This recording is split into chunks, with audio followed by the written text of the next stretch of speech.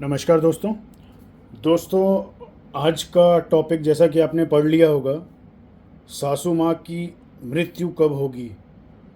दोस्तों ये विषय वाकई ही बहुत दुखद है, पर फिर भी एक काबिल ज्योतिष सब कुछ देख सकता है। हाँ दोस्तों, सब कुछ देख सकता है।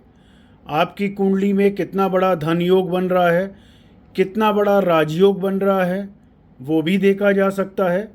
साथ साथ में दोस्तों इस तरह की दुखद चीज़ें भी देखी जा सकती हैं, किसी की मृत्यु भी देखी जा सकती है। आपकी कुंडली से आपकी सासू माँ के बारे में जाना जा सकता है। अगर आप कोई महिला हैं, आपकी भी सासू माँ के बारे में जाना जा सकता है, और अगर आप कोई पुरुष हैं तो आपकी कुंडली से भी आपकी सासू माँ के बारे में सब जाना जा सकता है। कहने का मतलब कि जन्म कुंडली से, एक बेटे या बेटी की कुंडली से माता पिता, सास ससुर, सारे संबंधियों के बारे में जाना जा सकता है। दोस्तों एक काबिल ज्योतिष का मतलब यही होता है जो आपकी एक कुंडली से सबके बारे में बता सके, जान सके।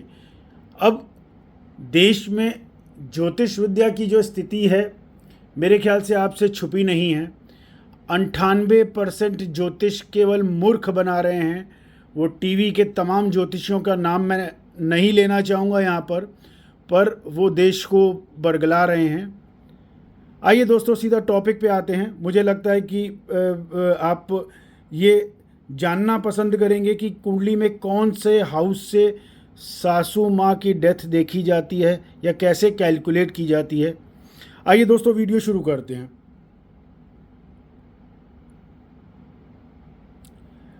जैसा कि आप कुंडली में देख रहे हैं, ये एग्जाम्पल कुंडली लिया हूँ क्योंकि अभी मैंने किसी की सासू माँ की डेथ की प्रिडिक्शन अभी पिछले की थी 5 जुलाई को, जो कि मैंने बोला था कि 3 सितंबर 2023 वो पार नहीं करेंगी, और 5 जुलाई को वो स्वस्थ थी। आइए दिखाता हूँ, ये उन्हीं की चार्ट मैंने ली है एग्जाम्पल के तौर पर। यहाँ पर नंबर 2 एग्जाम्पल देखिए, एग्जाम्पल दे रहा हूँ। पहले तो ये जानिए कि ये जो हाउस देख रहे हैं ये सासू माँ का हाउस, पहले समझ लीजिए क्या है। कुंडली में ये जो 10th हाउस होता है, इसको 10th हाउस कहते हैं। यहाँ नंबर कुछ भी लिखा हुआ हो सकता है, 1 से लेकर के 12 तक क्रम से कुछ भी हो सकता है। 1 2 3 4 कुछ भी यहाँ लिखा हो सकता है आपकी कुंडली में, पर बेसिक ज्योतिष में इसको 10th हाउस कहते हैं।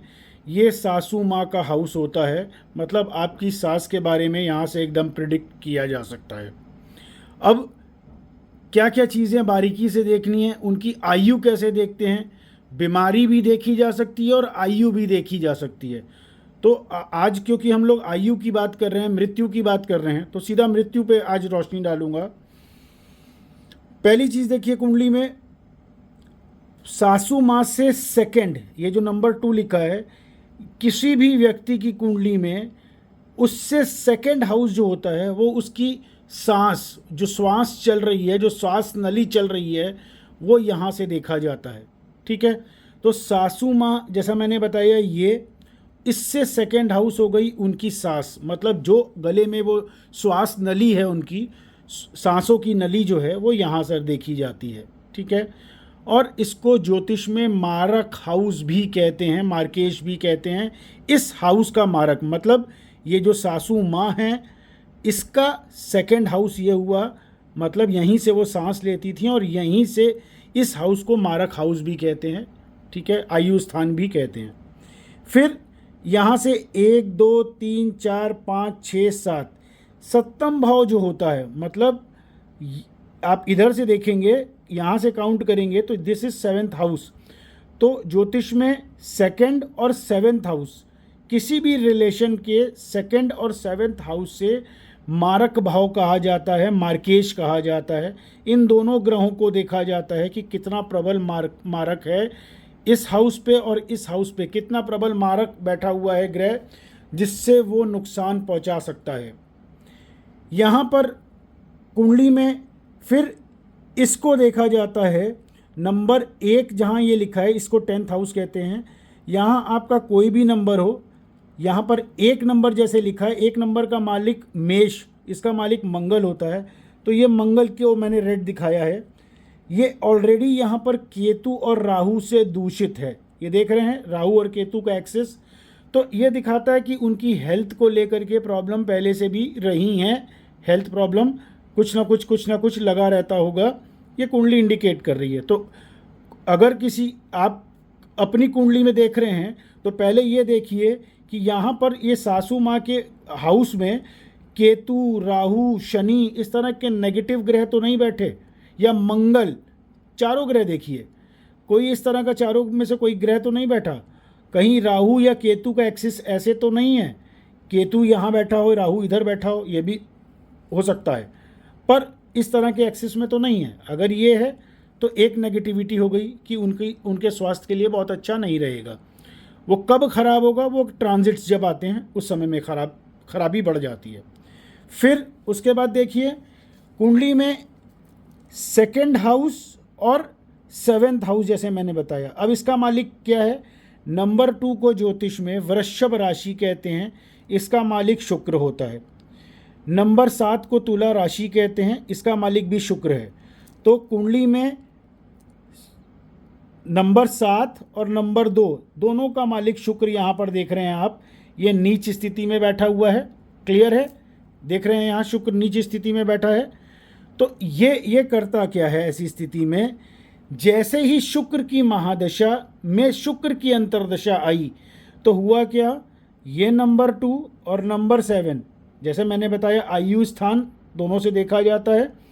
तो हुआ क्या, दोनों का प्लैनेट शुक्र नीच का, और उसमें राहु की अंतर्दशा और केतु की पैतंतर दशा जैसे ही आई तो एक झटके में जो व्यक्ति एकदम स्वस्थ था वो सोया और उठा ही नहीं, हार्ट फेल हो गया।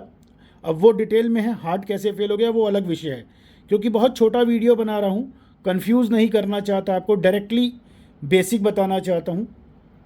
तो यहाँ पर केतु, यहाँ पर ये देख लीजिए कि यहाँ पर कोई नेगेटिव ग्रह तो नहीं बैठा, यहाँ पर कोई नेगेटिव ग्रह तो नहीं बैठा, और इसकी जैसे यहाँ पर हो सकता है कि आपकी कुंडली में नंबर 3 लिखा हो तो नंबर 3 का मालिक बुध होगा, नंबर 4 का मालिक चंद्रमा होगा, नंबर 5 का मालिक सूर्य होगा। ऐसे ही देख लीजिए कि कौन सा ग्रह यहाँ पर उसका मालिक है, वो कितना नीच का है या दूषित है, या उसकी कोई दशा तो नहीं आ रही। तो उसमें ये क्लियर हो जाता है कि ये व्यक्ति की आयु खत्म होने वाली है। अगर वो दशा आगे आने वाली है तो क्लियर हो जाता है किस महीने।